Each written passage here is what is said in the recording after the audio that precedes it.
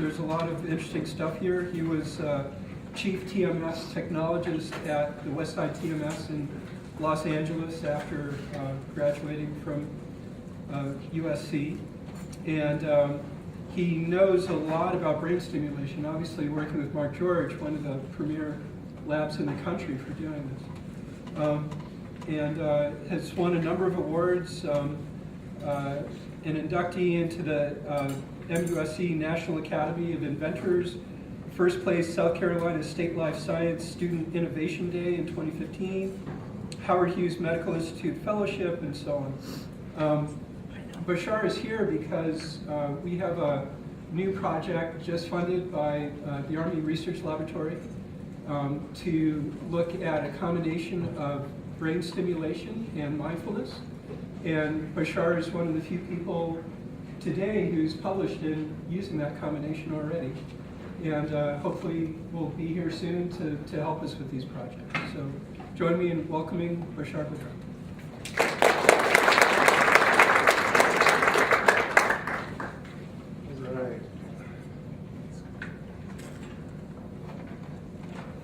All right, is this on?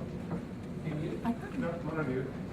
Well, thanks to Vince, the ARL, UNM, Katie, Jay for bringing me out here. So far, what I can say about Albuquerque is you have a wonderful airport. That's about all I can say because I came right now straight from there. And today I'll be talking about a lot of my work that I've been doing over the past 4 years and giving a little bit of insight into some new developments in areas where we can really innovate, especially in the technology field for the next about 10 years. So my talk's going to be in 2 parts. The first part, we'll be talking about insight on current and novel paradigms involving non-invasive brain stimulation. So these are primarily going to revolve around neuropsychiatric disorders. And the second part is going to be talking about a technique which I call E-meditation, where we use non-invasive brain stimulation, transcranial direct current stimulation to be exact, paired with mindfulness meditation to see if we could enhance the ability to enter a meditative state and the wellness benefits from meditation in totally naive participants. So some of you guys may know some of these forms of neuromodulation, but there's a bunch, and this is not an all-inclusive list. There's magnetic, electrical, ultrasound, electromagnetic, physical pressure, and I do lump in meditation, yoga, and hypnotism into forms of neuromodulation. I think they do something similar, they just don't use an external source of energy. So up on the right, we have a TMS coil. In the middle, we have a VNS can, an implantable stimulator that goes in the chest. We'll be talking about that later. A battery for tDCS, but direct current stimulation is really not the only electrical one. You can have alternating current stimulation, random noise stimulation, deep brain stimulation. You can have ultrasound, and you have Jay here in this picture doing a transcranial ultrasound. You can have optogenetics in rodents, acupuncture, acupressure. So I like to keep the field of neuromodulation as a pretty wide field rather than just focus to a couple different modalities. So first and foremost, you guys probably already know about transcranial magnetic stimulation. It delivers focal magnetic pulses to the brain. And how we do that is with an electromagnetic coil where electricity goes through these copper wound coils and creates a magnetic field that pulses the brain. That magnetic field can be about as deep as 4 centimeters, although specific geometries can make it penetrate 6 to 8 centimeters, supposedly. And high frequency pulses are known to excite the neuronal structure that you're targeting. So 5 hertz, 10 hertz, and this is pulses per second. And low frequency pulses actually inhibit neurons, and they have a kind of a cortical silencing effect. And when you do this in prolonged sessions, you can actually treat a variety of neuropsychiatric disorders, but currently it's FDA approved to treat major depressive disorder. So my mentor is Dr. Mark George, and he was a pioneer in this modality of brain stimulation where in 1995 he published the first TMS treatment for major depressive disorder and 6 treatment refractory depressed patients. And it's pretty neat, actually, that this graph is a little misleading. The farther down you go, the more depressed you are. And this is one of the 6 cases. And you can see they came in with a Hamilton of about 25. And when they applied TMS for 5 days in a row, they got better. And then they got off TMS, and they got worse, and got better, and got worse, so on and so forth, until they eventually remitted. What's interesting is the dose here is, in retrospect, extremely weak. They were given 800 pulses at 80% of resting motor threshold. And so now we know that that's totally underdosed. And by the time we moved on to 2007, where the largest multi-site double-blind RCT was conducted in treatment refractory depression, the dose was increased a lot. So we went from 800 pulses in 1995 to 3,000 pulses in 2007, and the dose has increased exponentially too, to about 120% of the resting motor threshold. And these are all patients who had failed previous medication psychopharmacology to treat their depression. And as you can see in the MADRS and the HAM-D24, their depressive symptoms go away. And the black is actually active TMS, and sham is in the gray. And you can see that the response rates are significantly higher, especially as you keep treating. So the longer you treat, the more these active versus sham behavioral effects increase. And you see them in a bunch of different validated depression scales. And this was the pivotal trial that got FDA approval for TMS to treat depression.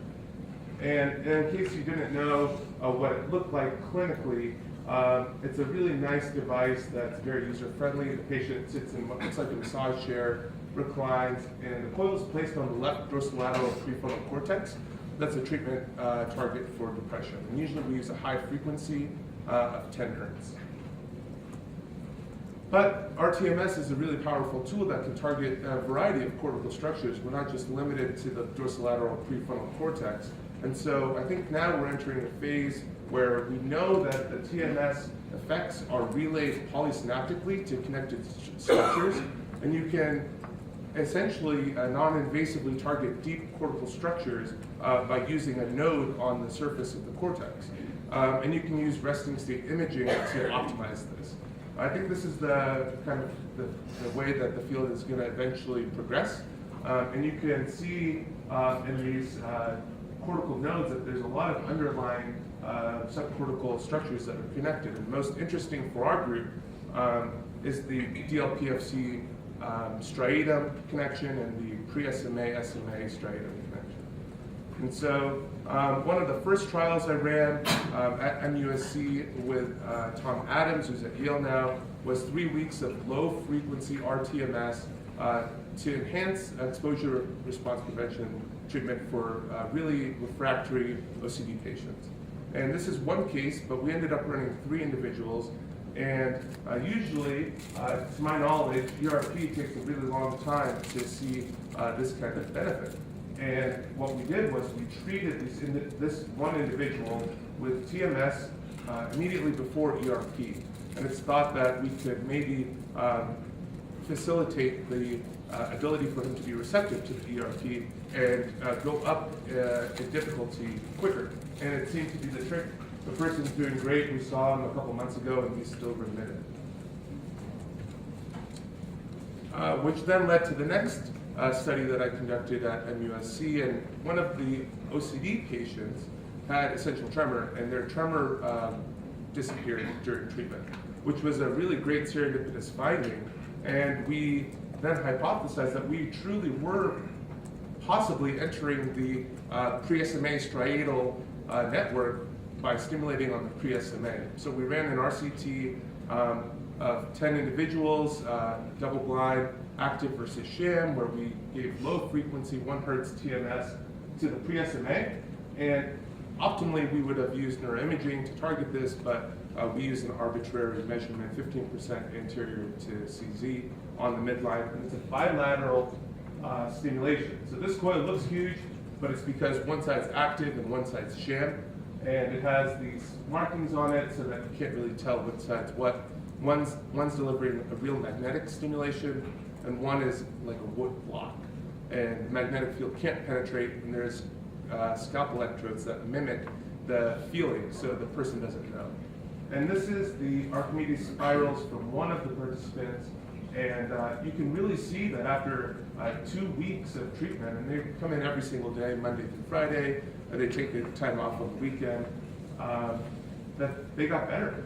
And I'm very confident that this should be considered a treatment because these individuals come to the clinic and have no real middle ground for treatment. Usually it's meds or DBS or possibly ultrasound. So this could be a potential middle ground therapy for movement disorders. And then we moved on to pain. So you can enter, we know that TMS, high frequency TMS of the dorsolateral prefrontal cortex allows you to enter the endogenous opioid system and pain networks. So by stimulating at a high frequency of TMS on the DLPFC, you are having the subcortical connected structures react, and you can decrease pain. So a friend of ours, lab member that's back in Japan now, came to us with this idea of treating burning mouth syndrome, and I didn't know what that was. And after a little bit of research, you find out that there's individuals walking around, maybe some of you in the room, that have a chronic burning sensation on their tongue, on the roof of their mouth, all around, and they usually don't have a good treatment. And so what we did was, first we wanted to recruit 40 individuals for an RCT for something none of us really knew about. And then we put an article out in the newspaper, and it was full in 2 days. So there's a lot of people out there with this, with these symptoms, and you can see that sham stimulation really had a small placebo effect, which we see with most brain stimulation modalities. But the real stimulation really saw a huge drop of about 70% in the pain ratings. And that was maintained for about 2 months. So the follow-up on the trial lasted till about day 60. We don't know, how they did long term, but we would suppose that they may have increased or relapsed a bit. But this is a potential non-pharmacological, non-opioid treatment for treatment-refractory pain disorders. So I kind of started to move away from TMS a little bit, one, because they're really labor-intensive RCT trials in the clinic, and two, because I wanted to focus my dissertation on vagus nerve stimulation. So there's a modality where you can actually connect bipolar electrodes to the vagus nerve surgically. Any neurosurgeon or ENT can implant these outpatient. And you wrap the wires around the vagus nerve and you implant a pulse generator in the chest. And that pulse generator stimulates electrically the vagus nerve tonically. And you can turn it off using a static magnet, and you program it. A psychiatrist usually programs it in an outpatient setting about 2 weeks after implantation. So there's a lot of pros. It treats intractable epilepsy pretty well. There's about a 35% response rate in people who have failed all interventions for epilepsy. It has a humanitarian exemption by the FDA to treat extremely refractory depression patients, which works really well and is highly durable. And it's really safe. There's really no adverse events associated with it. But there's cons, and the cons are it's invasive. The response rate's about only 30%, and there's no way to predict if you're a responder or not. So you go through this expensive, rather costly, time-intensive procedure, you have a recovery period, and then you're turned on, and then you have to wait generally 6 months to know if you're a responder or not. And that's really not a good deal. So we'll get into what my dissertation work revolved around, and it was revolved around making that non-invasive. So this is some of the pivotal trials from VNS that showed that it had a really strong anti-epileptic effect. So acutely, there's the really low response, especially in the reduction of seizures.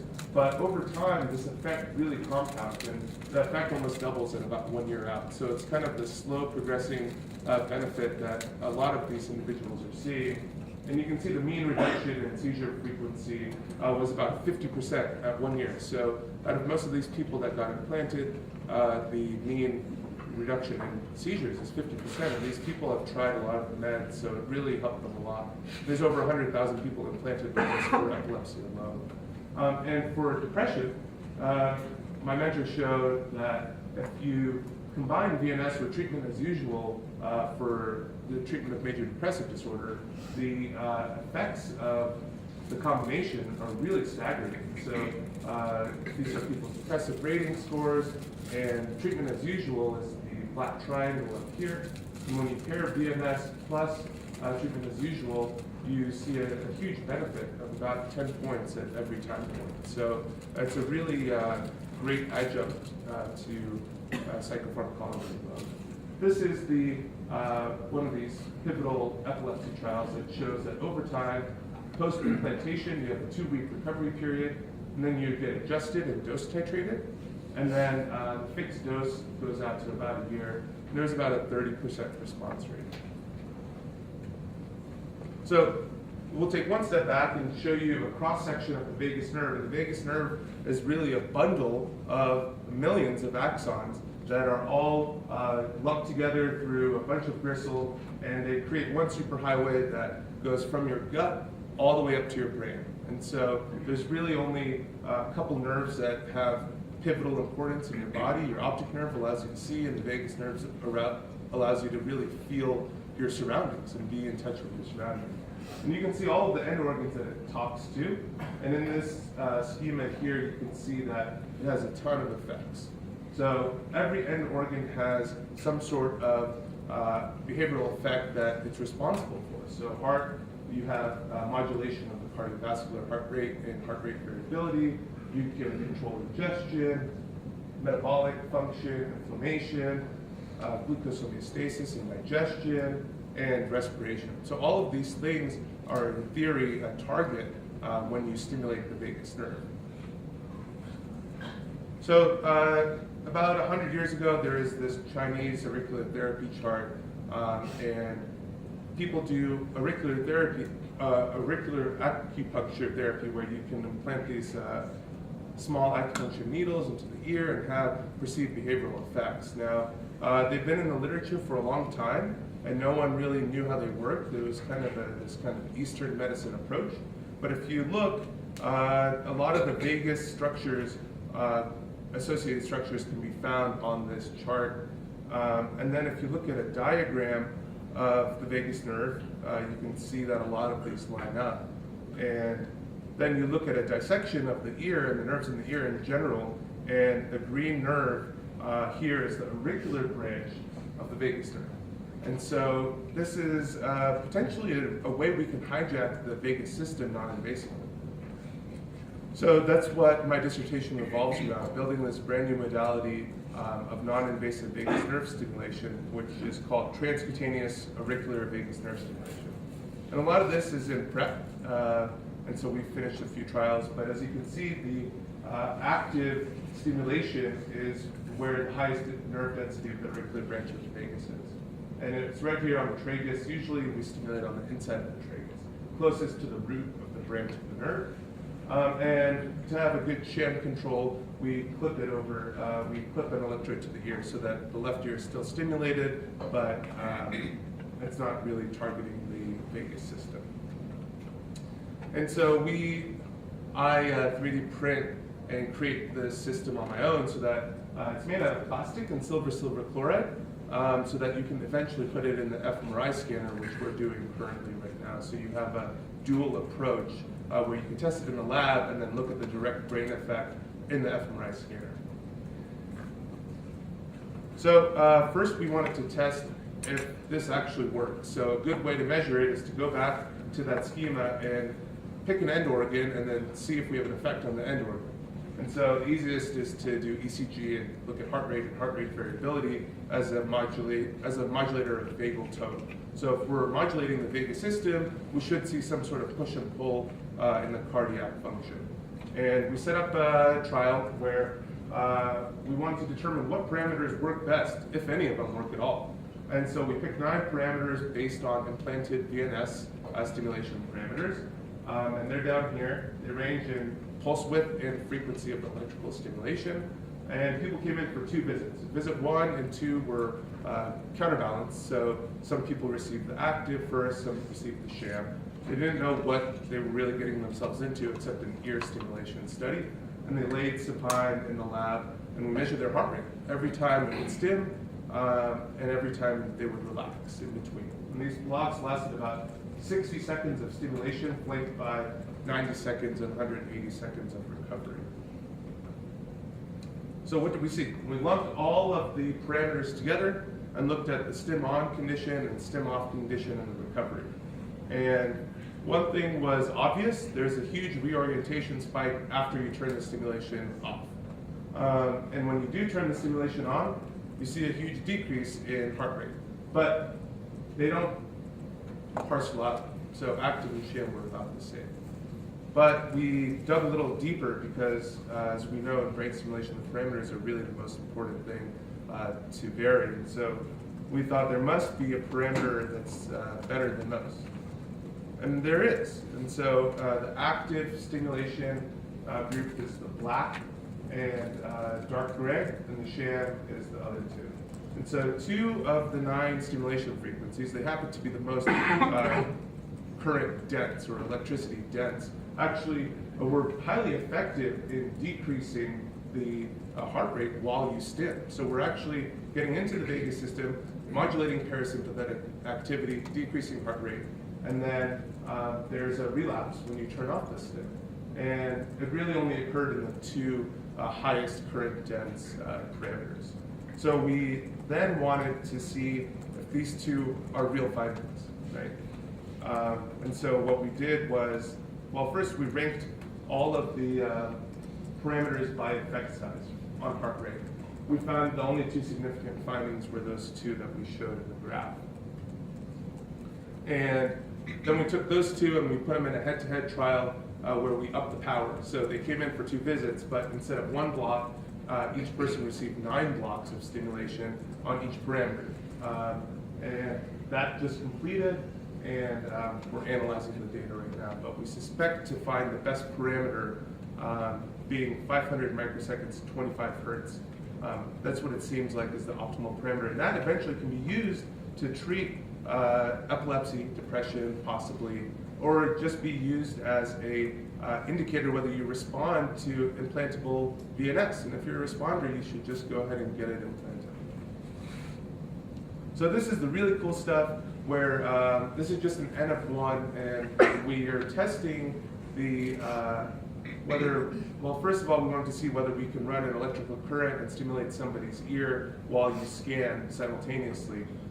Second, we wanted to see if we can relay those parasympathetic effects and find a neurological brain target that's being affected. So what we do is we stim in a block design in the fMRI scanner on their active condition and look at the bold response during stim compared to no stim. And right now we're looking at an N of 1, but we just finished a trial of 2 visits each, 17 individuals. Everyone got the active and sham stimulation. And you can see that there's sensory, inferior frontal, right insula. And what I'm really looking forward to analyzing is the thalamic response of the VNS. So if we can enter the vagal system afferent, then we can probably see it come through the thalamus and look at that as a kind of a modulator. And yeah, so that's currently being analyzed right now. It'll probably be out in a couple of months. So we're going to get to something that you guys are really familiar with here, tDCS. Transcranial direct current stimulation. I don't really need to go into it to this group, but essentially you can place some electrodes on the brain, on the scalp, and then run a small electrical current ranging from 0 to 4 milliamps, but generally about 2 milliamps. And you use about a 9-volt battery to drive this current. And it's thought that the anode, which is the positive lead, excites the underlying neuronal activity, and the cathode is thought to silence, although the studies don't really have a general consensus on that, and it's probably best not to talk about those electrodes in those terms. It's not FDA approved for anything. It's off patent. So no big companies really invested in using this as a therapeutic, but it's really got a buzz, especially after Vince published that you can increase visual and spatial recognition with this. So thanks to Vince and a lot of other people, there's this huge now new field of tDCS. And I'm going to briefly go over the potential applications of the therapeutic tDCS for psychiatry, and it's really tough to say whether there's really anything there. As far as psychiatry goes, depression, very light, moderate, not even, I wouldn't even say a moderate effect, very slight behavioral effect overall. So as a standalone antidepressant, it doesn't really work that well. As far as schizophrenia goes, there have been numerous reports that individuals have been using tDCS to decrease auditory hallucinations, and in a RCT of 20 individuals that failed. So it probably doesn't work for schizophrenia.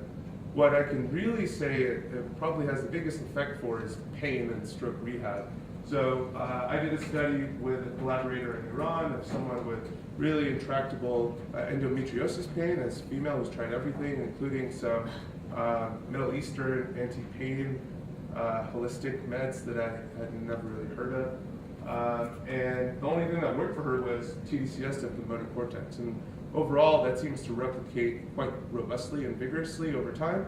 And so I think pain is a really good condition to treat. And also in our lab, Jeff Borkhardt, who's on my dissertation committee and helps with a lot of these projects, showed that post-operatively, well, they did a neat study where they had a TKA surgery, so a total knee surgery, and they gave half the individuals tDCS post-operatively, and they gave both groups pressor for opiate. And they showed that the people receiving the active tDCS, it decreased the amount of post-operative opiate pressors compared to the people receiving sham tDCS. So there is an endogenous opioid mechanism there that still needs to be worked out. Cognitive enhancement. If you ask me, I think, yeah, you can enhance cognition with this, although the effect size is pretty moderate. Vince has published a few papers on this. There's even this really great review that if anyone's interested in, breaks it all down that Brian Kaufman did from the group here. And overall, yeah, there's a moderate effect, but if you were to place these electrodes on your brain and enhance and think that you're going to enhance your memory, you're probably not going to enhance anything at all. It really needs to be paired with some sort of training. And that's what we'll get into in the second half of the talk, is really pairing these techniques with some sort of training, whether it's visual spatial, CBT, or whatever you want, really, meditation. And that's really, I think, where you can see the biggest effect size, or at least go from a small to a moderate effect size. There's some controversy that you guys should probably be aware of. I don't really fully agree with a lot of the statements in this meta-analysis, although it's good to be aware of naysayers, right? So there's a lot of people out there that disagree with a lot of these views, and it's okay. This is a meta-analysis looking at if tDCS enhances cognition after a single session, and of course it's not going to do that. So this isn't really, it's not really news. So I want to spend a little time here and go over the problems that need to be resolved, from my opinion, in order for tDCS to kind of progress. And so we still don't really truly know the basic mechanism. I think a general consensus amongst experts is that nobody really knows, and I think a lot of more basic research needs to be done in order to elucidate that. Or at least a combination of tDCS fMRI, which is not as easy said as done. And the three big arrows are really the ones I'll spend the most time on. So individual current dose titration, that doesn't exist. Right now we give people either a sham, 1 milliamp or 2 milliamps of stimulation, when everything else in the brain stimulation world is titrated individually, or your meds are even titrated individually. So for TMS, we have a motor response, where we look at the amount of magnetism it takes for you to twitch your thumb, and then we dose accordingly. And that varies widely amongst individuals. For ECT, we have a seizure threshold, and for tDCS, we don't really know if each current is dosed properly. Some people may be receiving too much, some people may be not receiving enough. So we could be either massively underdosing unknowingly, or we could be in this inverse U dose response where some people may respond really well at a lower current, but then when you increase the current, the opposite occurs.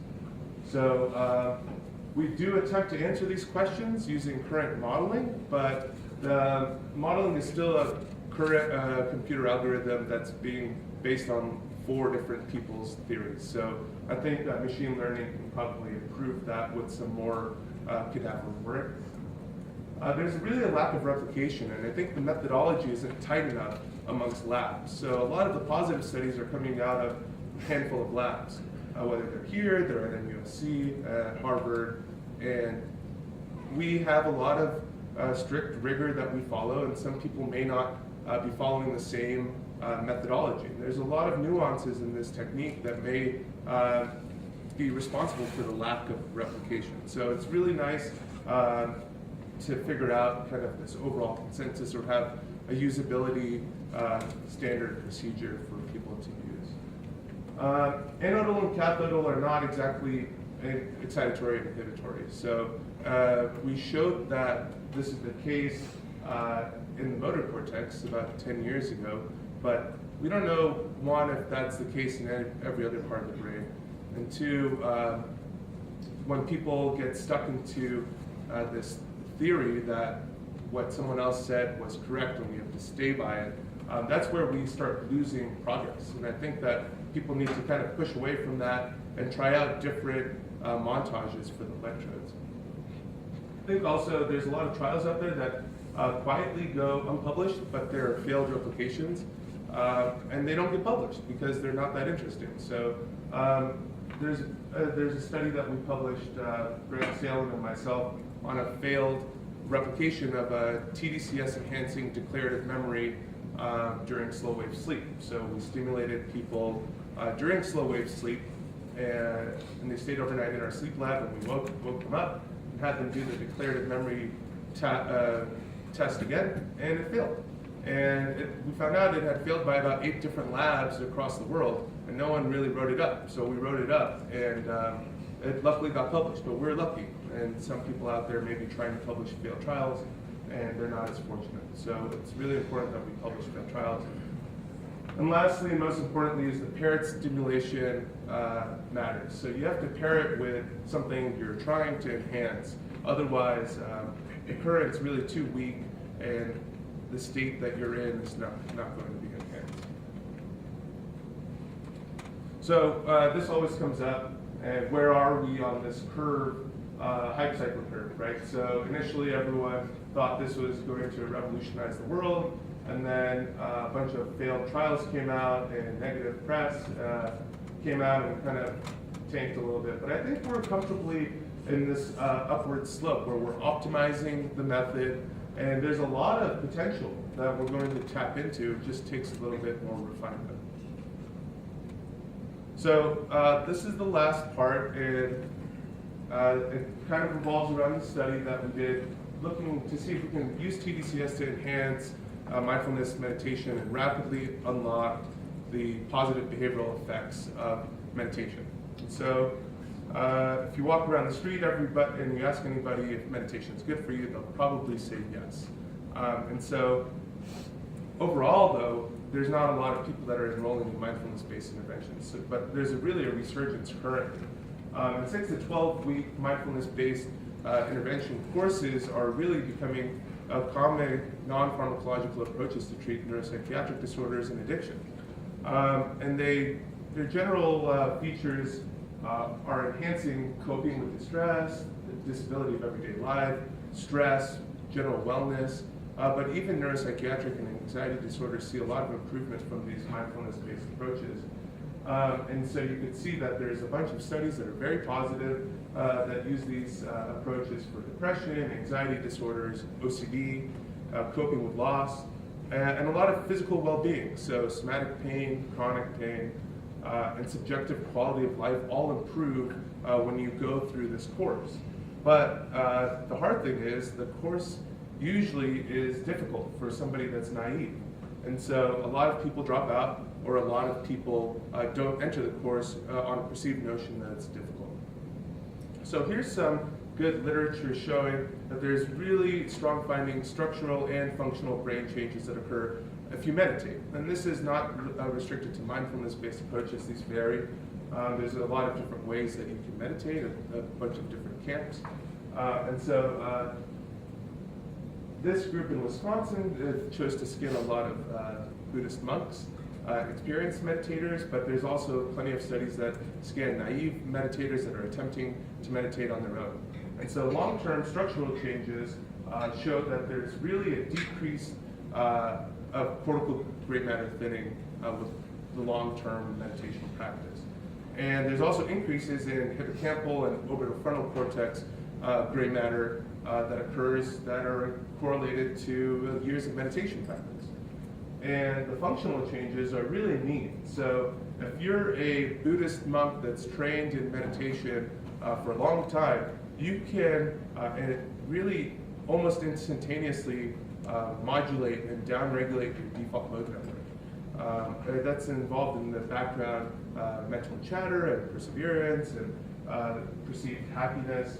And so what they did in Wisconsin was scan these Buddhist monks and naive meditators, and they looked at their default mode network, really the PCC and the medial prefrontal cortex as two main nodes, and watched almost instantaneously these Buddhist monks were able to turn down that network. Whereas when they told naive meditators to meditate that were untrained, listening to a tape, all of them actually had the opposite effect. And they didn't feel successful, they didn't feel any benefits from it, and they struggled with it because they're really actively trying to bring online and then turn down this network, and it just doesn't happen. So practice matters. The longer you meditate, the better the effects are, and the better behaviorally you are perceived. So the main question is, meditating is difficult, can we make it easier? And so these are all the problems that a lot of you probably have thought about in this room. Time, dedication, practice. So those are three things that everybody needs and that we're constantly running out of. There's a steep learning curve, and that's why there's a billion-dollar industry for meditation apps, and most people quit before they finish their 10th session. And the immediate health benefits are really difficult to see. So acutely, you meditate once, and generally you probably think you wasted your time, or that you didn't do it right, or that it was hard. And eventually you stop doing it because you don't see this immediate health benefit that you're looking for. And so if we can make it easier, maybe we can decrease the learning curve, or maybe we can decrease the amount of dedication you need, or possibly you may see an acute health benefit because we can accelerate the ability for you to enter the meditative state. So one thing about tDCS is it's really important to use functional neuroimaging as your targets. And so what we targeted were the anode was over the right EEG coordinate F8, which is shown to kind of be around the right insula area, and the left supraorbital area of the tDCS was the second target, where we targeted the medial prefrontal cortex. So we anecdotally kind of stumbled on this finding that the right anodal tDCS may have a meditation enhancing effect, and this was back in 2011. And we tried it out, my mentor and I, my old mentor Bill Stedman in Los Angeles, and it worked, and we didn't know what to do with it. So we thought it was a placebo, we put it on the shelf, we thought it was too crazy, and then we forgot about it. We would use it occasionally. And then around last year, I brought up this idea again, where we should probably look at this structural and functional imaging studies and see if they overlap, and they overlapped 100%. And so we started a small pilot RCT where we tried to induce a transient hypofrontality and quiet the default mode network while simultaneously stimulating the insula, which has been shown to increase in bold signal while experienced and naive meditators were meditating. So we're using the current in a twofold manner. Rather than isolating one electrode on the brain and another one extracephalically on the shoulder, we're using them as a kind of a push and pull network, where one polarity is enhancing and one is quieting. And if you do that alone, it probably won't do much, but we didn't know. So we designed a 3-visit trial in meditation-naive individuals where we set them up with electrodes like this. And they were saline-soaked sponges. The anode, so these colors are wrong, you can ignore this. The anode is here. We knew after, obviously this person's not in the study, that we took the picture after. So this is usually the cathode. This is the anode, and they were 2x2 square saline-soaked sponges, very conventional tDCS setup. And we wanted to explore whether the dose mattered and whether stimulation mattered. So each individual came in for 3 different visits. They received sham stim, 1 milliamp, and 2 milliamp stim, because the dose is still pretty much unknown. But across all 3, they listened to a meditation recording that was recorded for us from a collaborator in Utah, Eric Garland, who does a lot of mindfulness work. And something that was really cool was we would set them up and we would let these people meditate on their own quietly without being observed, because nobody wants someone else in the room watching them meditate. So we had a webcam in the corner of the camera that would monitor them to make sure that 1, weren't falling to sleep, 2, weren't walking around, and 3, the device didn't beep. Right? And so when the device beeps, the current usually stops being stimulated because the impedance is too high.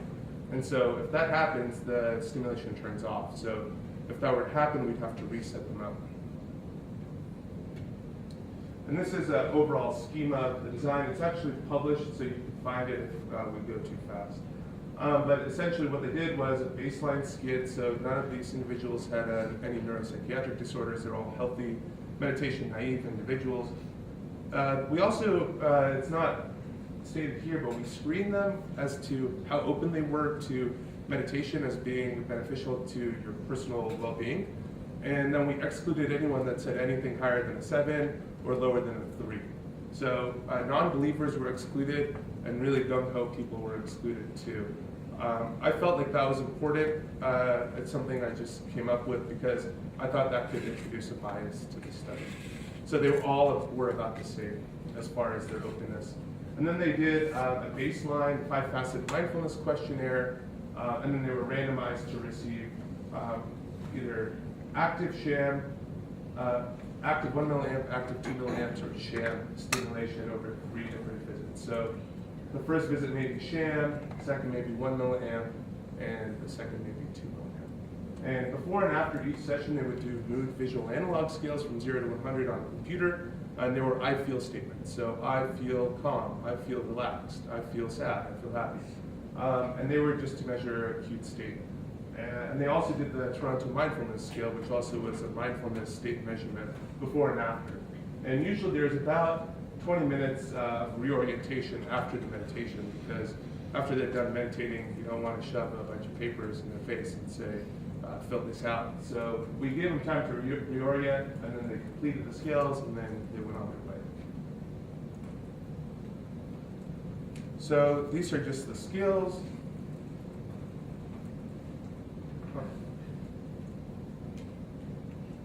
Oh, that's the best part. I think, is there internet on here?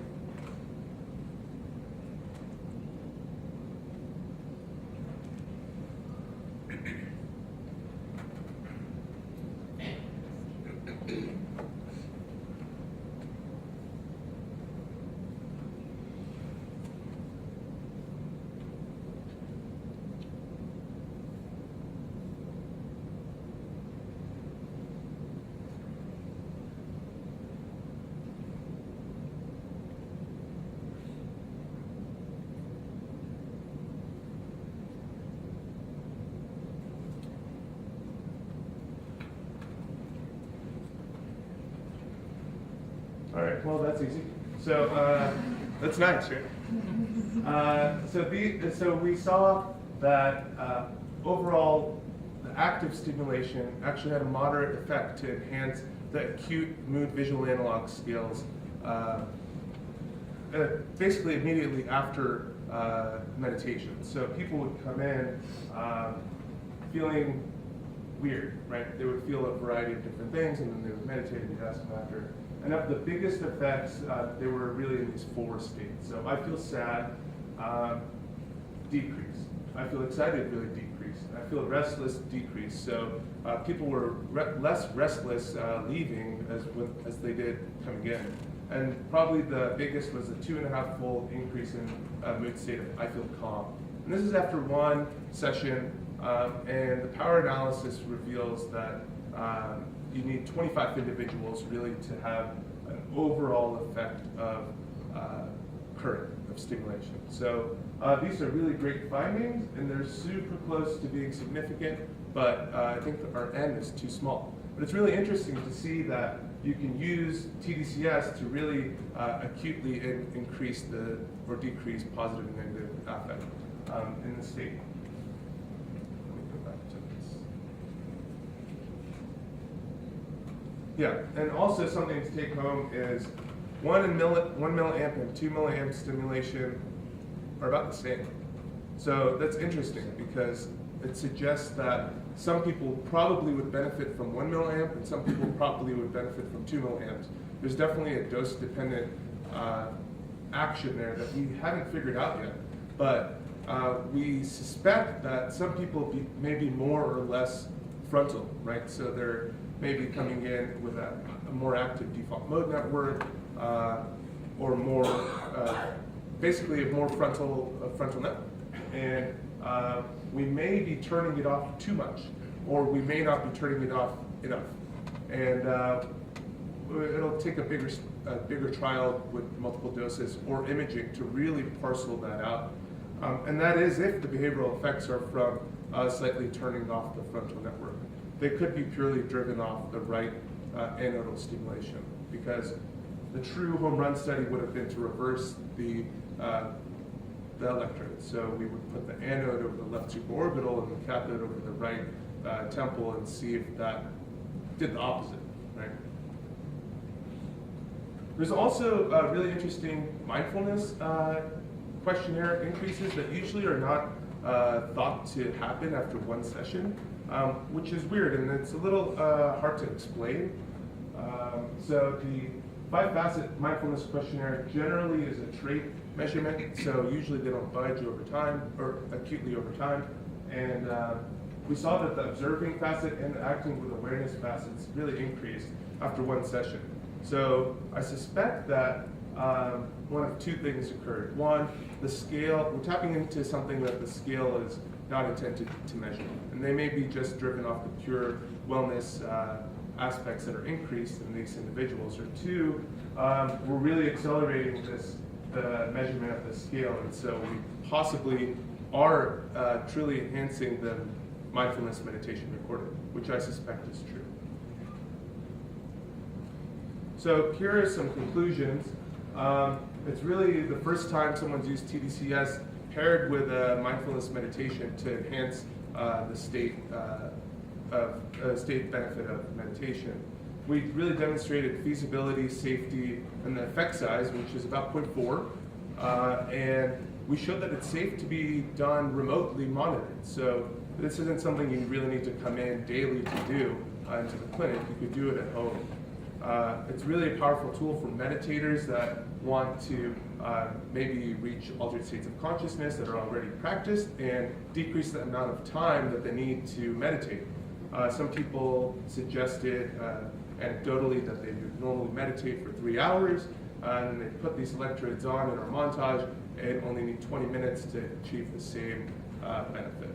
And it also is, I think, a really important tool to get the benefits of meditation to the general public who may perceive meditation as something that's inaccessible to them. So future directions, there's a bunch. First of all, and the most obvious is RCT, where we do either 6, 8, or 12-week mindfulness-based intervention, where you enhance it with tDCS. And you can do it either in a group setting and take them home, give them their homework to go home with, or they can be trained on the device and use it at home. And you can really target depression and anxiety patients as well as addiction patients. There's a couple attendings in our psychiatry department that are attempting to do this in an inpatient unit for anxiety disorders. You can use E-meditation to enhance certain meditation domains, and I'll get to that in the next slide.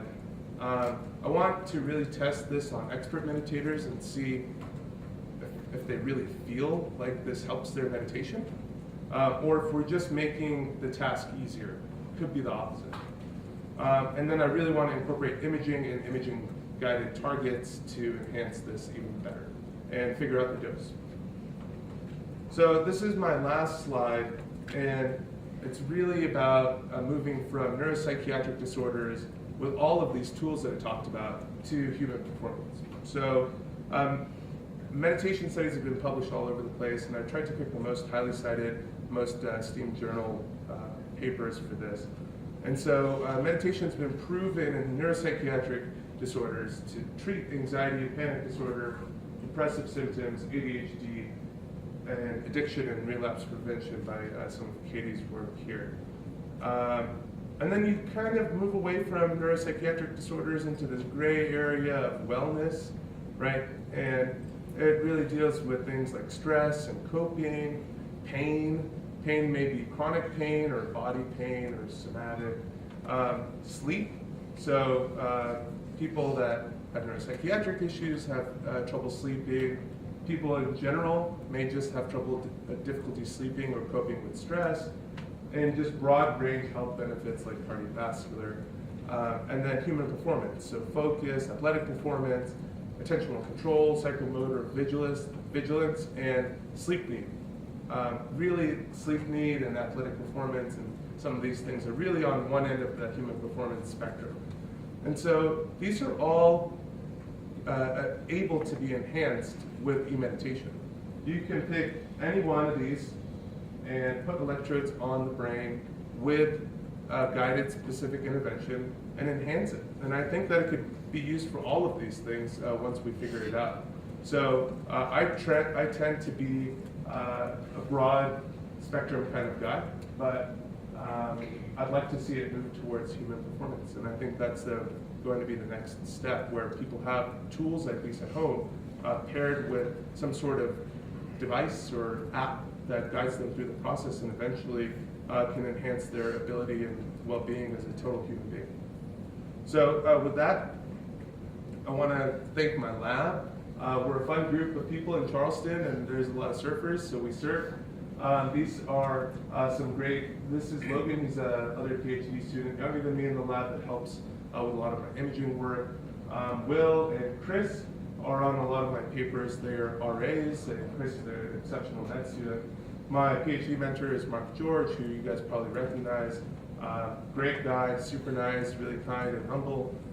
And then Lisa McTagg, who came to us from Stanford, and Jeff Borkhardt, who's a tDCS expert. So with that, I'd like to take some questions and say thank you.